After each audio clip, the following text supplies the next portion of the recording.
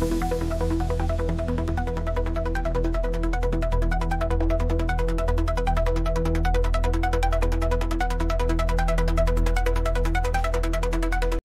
malam dan selamat datang di Science News. Saya Kevin Wijaya dan malam ini kita akan membahas sebuah isu yang sangat penting dan sedang menjadi perbincangan hangat, yaitu krisis pasar modal Indonesia.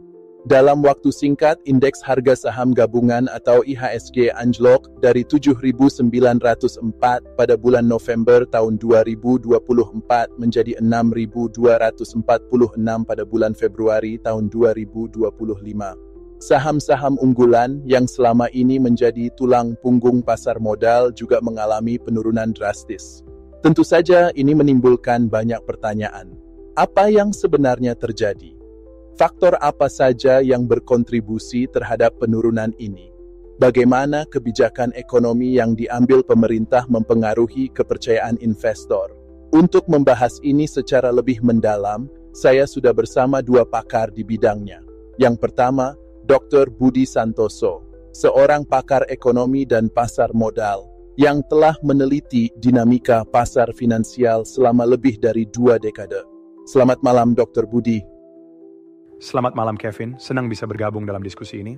Terima kasih, Dr. Budi. Juga bersama kita malam ini, Dr. Rina Wahyuni, akademisi dan analis kebijakan publik yang telah banyak mengkaji dampak kebijakan ekonomi terhadap sektor finansial. Selamat malam, Dr. Rina. Selamat malam, Kevin.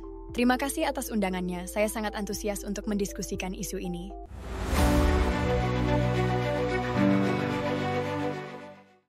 Baik, mari kita langsung masuk ke pembahasan. Dr. Budi, melihat kejatuhan IHSG yang begitu signifikan dalam waktu yang singkat, banyak analis mengatakan bahwa ini bukan sekadar fluktuasi biasa, tetapi mencerminkan ketidakstabilan fundamental di pasar. Apa analisis Anda mengenai penyebab utama dari krisis ini? Ya, Kevin.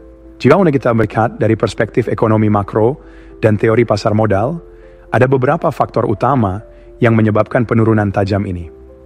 Pertama, ketidakpastian kebijakan ekonomi yang dikeluarkan pemerintah dalam beberapa bulan terakhir. Jika merujuk pada teori ekspektasi rasional, pasar modal sangat dipengaruhi oleh prediksi dan sentimen investor terhadap kebijakan yang diambil. Ketika kebijakan yang diumumkan dianggap tidak mendukung stabilitas pasar, kepercayaan investor akan goyah, dan ini yang kita lihat saat ini. Selain itu, ada beberapa kebijakan yang cukup kontroversial, seperti pernyataan bahwa saham adalah bentuk perjudian, yang membuat investor, terutama institusional, mulai menarik modal mereka.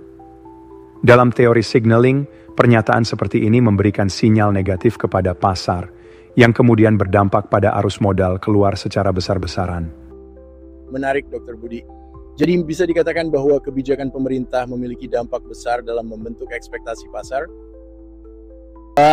Baik, kita akan kembali ke beberapa kebijakan yang Anda sebutkan tadi.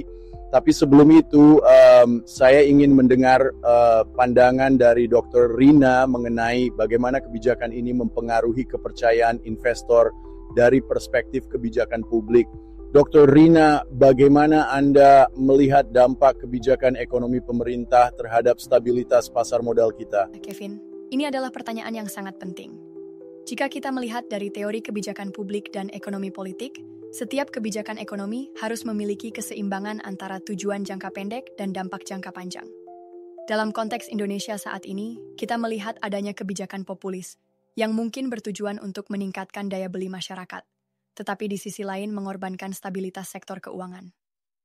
Salah satu kebijakan yang paling kontroversial adalah penghapusan pencatatan utang kredit usaha rakyat atau KUR di neraca bank BUMN. Secara teori, transparansi dalam pelaporan keuangan adalah elemen kunci dalam menjaga kepercayaan investor, seperti yang dijelaskan dalam teori akuntansi keuangan.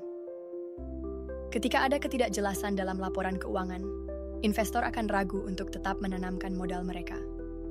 Selain itu, kebijakan penghapusan utang UMKM tanpa skema restrukturisasi yang jelas juga memperbesar ketidakpastian.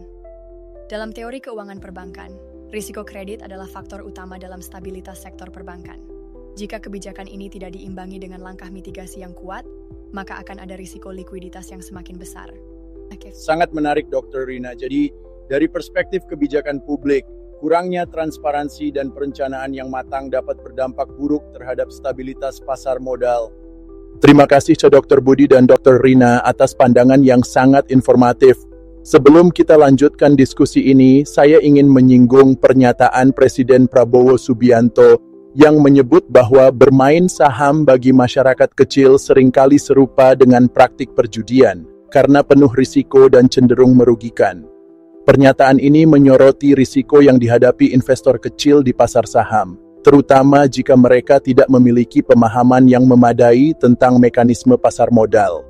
Namun, penting untuk dicatat bahwa investasi saham dapat menjadi instrumen keuangan yang efektif jika dilakukan dengan pengetahuan yang cukup dan strategi yang tepat. Oleh karena itu, edukasi dan literasi keuangan menjadi kunci bagi masyarakat yang ingin terlibat dalam investasi saham. Dengan pemahaman yang baik, masyarakat dapat mengelola risiko dengan lebih efektif dan memanfaatkan peluang yang ada di pasar modal. Mari kita jadikan pernyataan Presiden sebagai pengingat untuk selalu berhati-hati dan bijak dalam berinvestasi, serta terus meningkatkan literasi keuangan kita. Dengan demikian, kita dapat memanfaatkan pasar modal sebagai sarana untuk mencapai kesejahteraan finansial tanpa terjebak dalam risiko yang tidak perlu.